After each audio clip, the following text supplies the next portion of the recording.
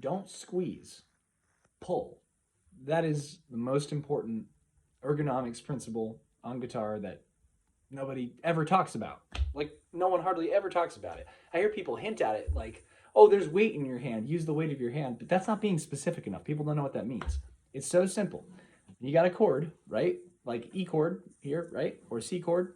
You don't have to use your thumb at all. You can play with your thumb completely off the neck.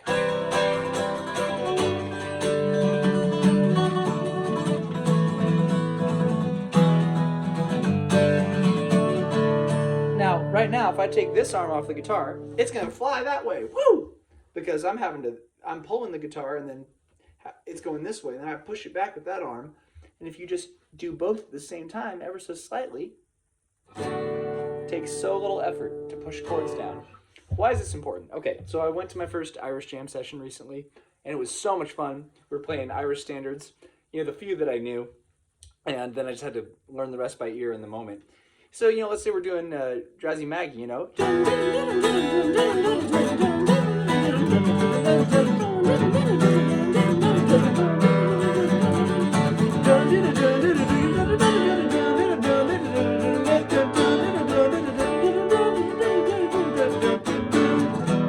Goes pretty much like that.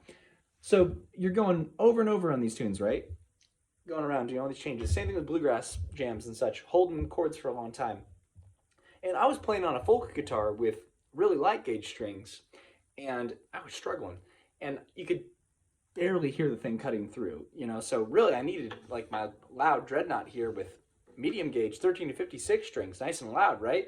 How are you going to play for a long period of time like that without hurting your hand? And you don't want to use your hand. You want to use your bicep and back and shoulder and then use the weight of your hand, like people say, but being more specific, use the ability of your hand to pull down into the instrument.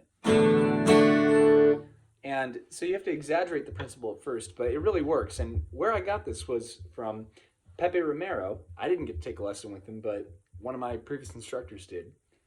And so it got passed directly from Pepe to him to me. And Pepe Romero, playing classical guitar, helped to do these shapes for a long period of time. These,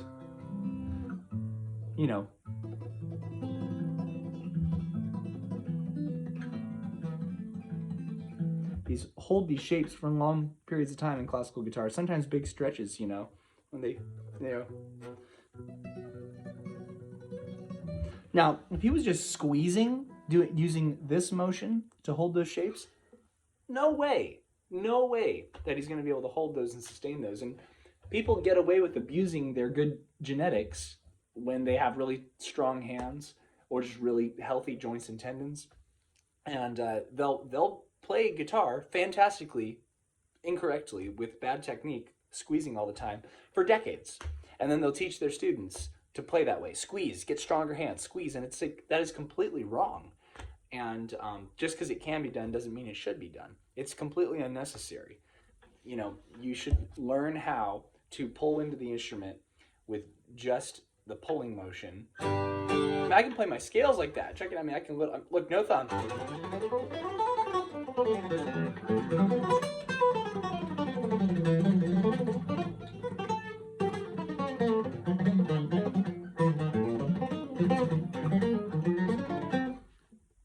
That's on medium gauge 13 to 56 strings on a dreadnought. The action's not super high on this guitar. It's about as low as it can go, and still be able to hit it pretty hard. But even so, come on, man. That's not me bragging or showing off, but I'm saying most guitar players can't do that I meet. They cannot do what I just did. And it's just because the knowledge isn't being passed down correctly. And I think about this a lot because all these other instruments like violin and piano and cello and all the classical instruments have a pedagogy that is passed down of technique and study. And guitar, it's a lot more kind of all over the place. Granted, we have wonderful tradition of classical guitar, and that's where that technique I just talked about came from. But even so, it's just hardly talked about. I don't know why. Like, I never hear people specifically saying that. Pull, don't squeeze. Literally, my teacher was the only one that ever told me that. So man, just want to pass that along, and please use that to your advantage.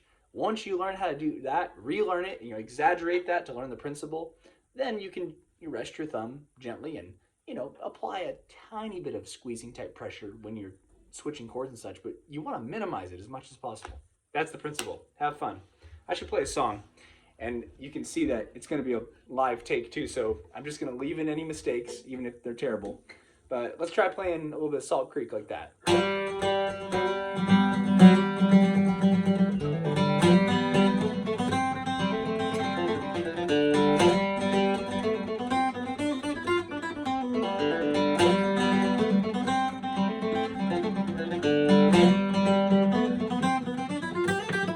Oh, I meant to go.